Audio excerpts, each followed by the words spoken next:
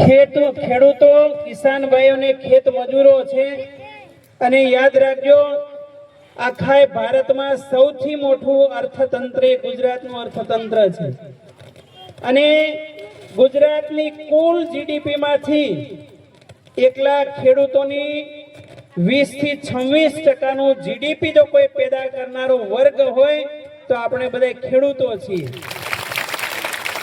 જો ખેડૂતોને સમર્થન સરકાર ન કરતી હોય તો સમજવાનું કે આપણી અંદરને ખાનેથી શત્રુ છે અને મારે તમારે એટલો વિવેક તો જરૂર શીખવો પડશે કે આપણા મિત્રો કોણ છે અને આપણા શત્રુ કોણ છે। જો આટલો વિવેક મને તમને થઈ જાય તો આ સમસ્યામાંથી આપણે જલ્દી દૂર આવી શકશું। વર્તમાન સમયમાં જે 10-15% લોકોના હાથમાં આખી સિસ્ટમ છે ગુજરાતની ભારતની પરિસ્થિતિ શું થાય છે હું વાસ્તવિક વાતો કરી કાલ્પનિક કે પાખંડી વાતો મને આવડતી નથી કારણ કે હમણાં શૈલેષે કીધું બાબુ વેદાંતમાં ગોંડેલ વેદાંત એટલે જીવ શિવની વાતો સિવાય આડાહોળી વાતો ના હોય એટલે વાસ્તવિકતામાં હું માનું છું પાખંડમાં મને જરાય શ્રદ્ધા નથી। એટલે સૌપ્રથમ 15% લોકો આખા દેશને ગુજરાતની સિસ્ટમ ચલાવે છે। 20 થી 25% લોકો અવસરવાદી છે। આ લોકોને તમે ઓળખતા શીખજો। સમજાય છે ને?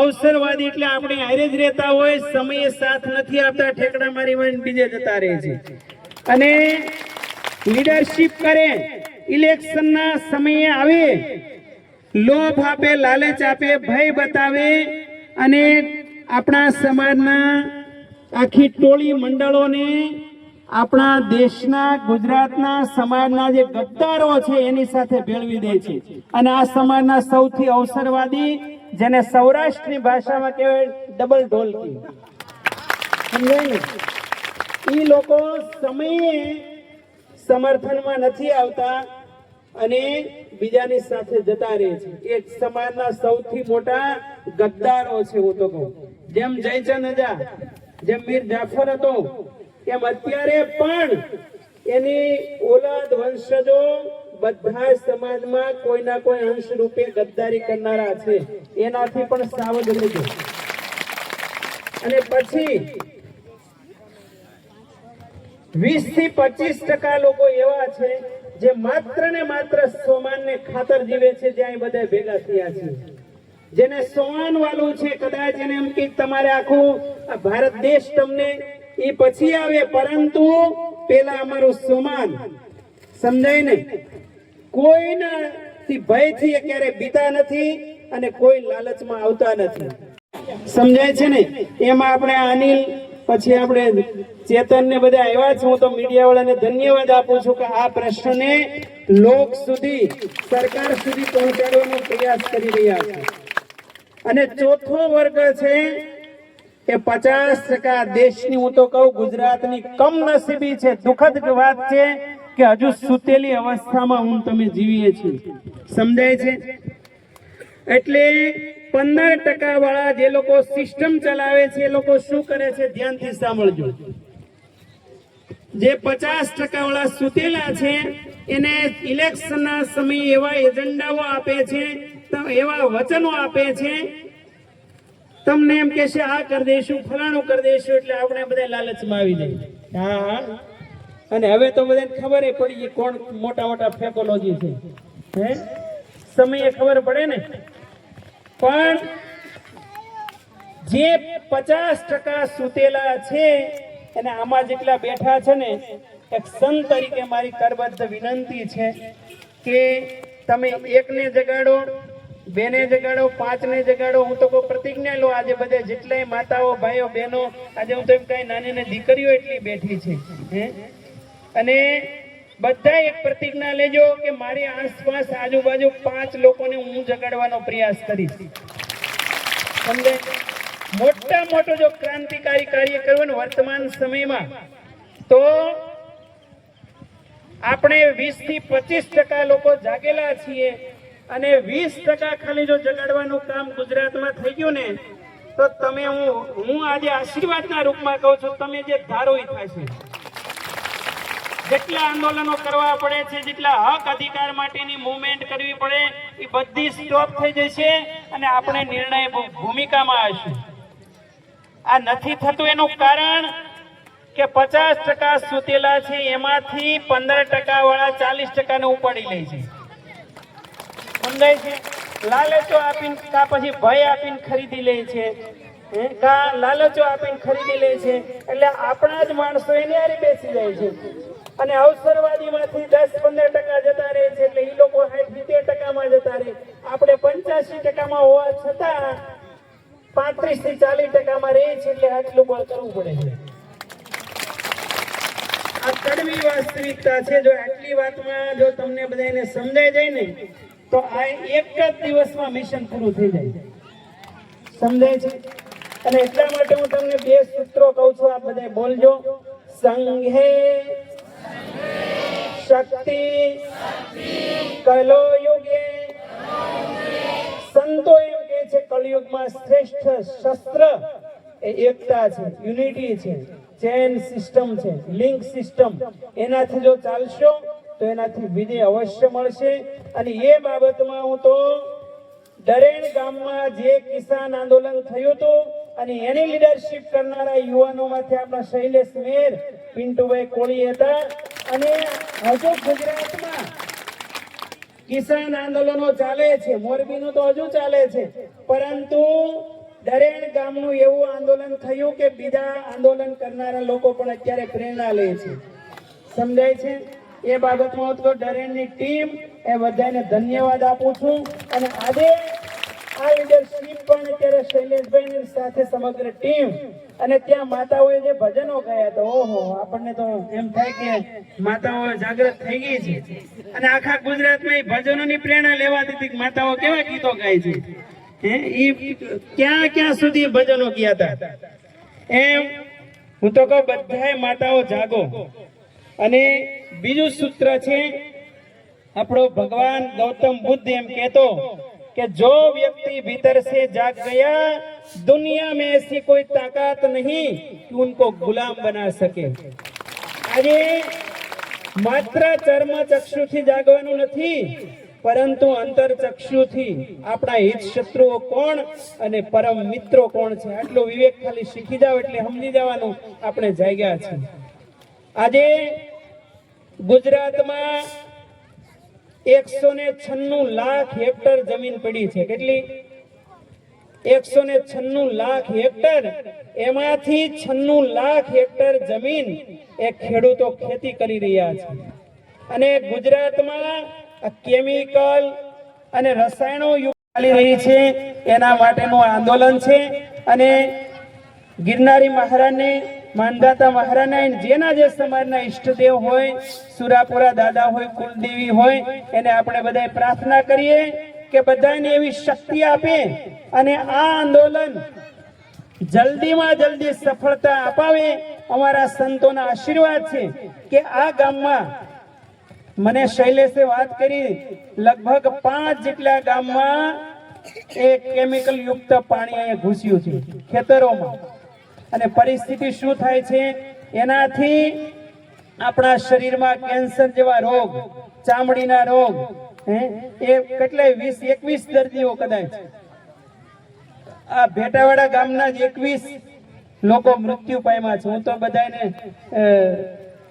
પરમાત્માને પ્રાર્થના કરું કે એ બધા જ જીવાત્માઓને પરમાત્માના ચરણોમાં સ્થાન આપે અને એ બધા જ પરિવારને ખૂબ ધીરજ આપે. અને આપણે જે જીવાત્માઓ જ્યાં પણ હોય એના પણ આશીર્વાદ લેવાના કે અમને જલ્દી આ કાર્યમાં સફળતા અપાવે. અત્યારે પરિસ્થિતિ શું થાય છે, આ ભારત દેશે ગુજરાતે 3 શાસન જોયા છે. કેટલા? 3. એક મોનાર્કી એટલે રાજાશાહી, અત્યારે રાજાશાહી હાલતી નથી. બીજી અત્યારે આપણે લોકશાહીમાં જીવીએ છીએ. શેમાં? લોકશાહી ક્યારથી આવ્યું? જ્યારથી આ બંધારણ બન્યું 1950, 1947 માં આપણે આઝાદ થયા ત્યારથી આ દેશ બંધારણ પ્રમાણે ચાલે છે. લોકશાહીમાં તમે જીવીએ છીએ, for the people, by the people, of the people ની વાતો આપણે કરીએ છીએ, પરંતુ આ લોકશાહીમાં આપણે દરેક નાગરિક રાજા હોવો જોઈએ, પણ દરેક નાગરિક રાજા તરીકે જીવી શકે છે ખરો? શા માટે? એનું ચિંતન પણ થવું જોઈએ. આજે લોકશાહીમાં પણ ડિક્ટેટરશિપ ચાલી રહી છે, સમજાય છે ને? એક તાનાશાહી, હિટલરશાહી ચાલી રહી છે, અને એ હિટલરશાહીને લીધે જે ક્લાસ 1 અધિકારીઓએ જે ફ્યુડલિઝમ સિસ્ટમ પેદા કરી છે, જે સામંતવાદ પેદા કર્યો છે, એને મારે ને તમારે ભેગા થઈને ખતમ કરવો જ પડશે. જો આ સામંતશાહી ખતમ નહીં થાય તો મોટા મોટા ઉદ્યોગપતિઓ અને અધિકારીઓ સાથે મળી અને જે ફળદ્રુપ જમીનો છે ને વિકાસના નાશ કરવાનો પ્રયાસ કરી રહ્યા છે. એટલા માટે ફરીથી શૈલેષ મેર અને એની સમગ્ર ટીમ અને આ વિસ્તારના તમામ ખેડૂત ભાઈઓ બહેનો અને નાની નાની આ દીકરીઓ, કેટલાય માતાઓ બહેનો એ પરિવાર, સમય, તમારી શક્તિ, એનર્જી, ટાઈમ બધું જ તમે છોડી અને આ આંદોલનમાં લાગ્યા છો. અને આંધળીને બેરી સરકાર, એના આંખ જલ્દી ખુલે, એને કાન સુધી અવાજ જાય, એટલા માટે અમે સંતો અહીંયા એવા છીએ. અને ભવિષ્યમાં આખો ભેટાવાળા આજુબાજુનો વિસ્તાર છે એ આવા કેમિકલ યુક્ત પાણીથી સુરક્ષિત થાય. અમારે એવો વિકાસ નથી જોઈતો કે જે નાના માણસોનો વિનાશ કરે. બાકી આપણે શાસ્ત્રોમાં કીધું યતો અભ્યુને નિશ્ચય સિદ્ધિસ્સ ધર્મસ્સ વિકાસ, પરંતુ વિકાસ મને તમને નાશ કરતો હોય તો એ વિકાસ નથી, એ વિનાશ જ છે.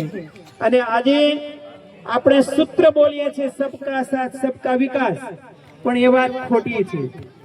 સબકા બધાનો સાથ લેવામાં આવે છે ને અમુક નિશ્ચિત લોકોનો વિકાસ થાય છે ને બાકી બધાનો વિનાશ કરે છે, સમજાય છે ને?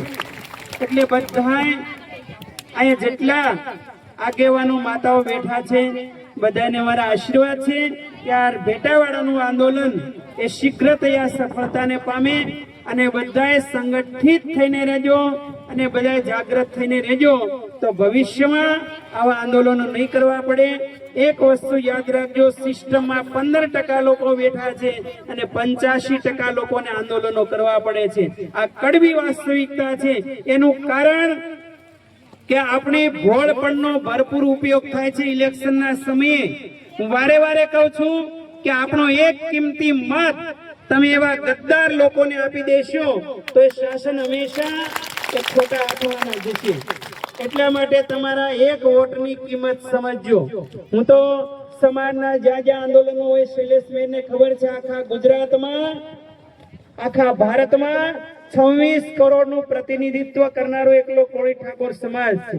અને ગુજરાતમાં 3 કરોડનું પોપ્યુલેશન, 1,76,00,000નું જંગી વોટિંગ પાવર, અને છતાં પણ તમારે સમય આંદોલનો કરવા પડે. તમે જેને મત આપીને પાવરમાં લાવો છો એ પાછા દુઃખના સમયે કોઈ હાજર નથી થતા. એ દુઃખની વાત છે. અને ત્યારે તમે જો આંખ નહીં દેખાડો તો પછી તમારો આવી રીતે વારે વારે મતનો ઉપયોગ થશે.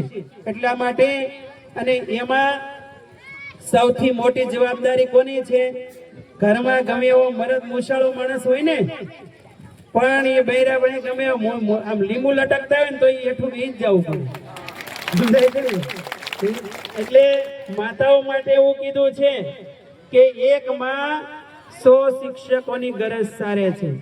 એટલે નારી તું નારાયણી, નારી રતનની ખાણ, નારી થકી નર ઉપજે, નારી તું જગમાં મહાન. આજે સંખ્યાબળમાં પણ માતાઓ એટલા જ છે, ભાઈઓ પણ એટલા છે, પણ માતાઓ જે કામ કરી શકે ને એ કદાચ પુરુષો પણ ન કરી શકે.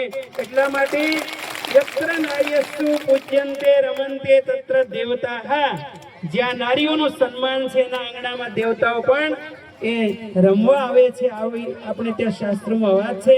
ફરી અહીંયા જેટલા પણ આંદોલનમાં બેઠા છે, હું તો એમ કહું છું 21મી સદીના બધા મરદ માણસો છે, અને જે નથી આવ્યા ને એ બધા ભડવા છે, સમજાય છે ને? એટલે ફરી બધાને ખૂબ ખૂબ આશીર્વાદ. એકવાર જોરદાર જયકારા કરીએ. જય જવાન, જય જવાન, જય કિસાન. ખૂબ ખૂબ આભાર ઋષિભાઈ.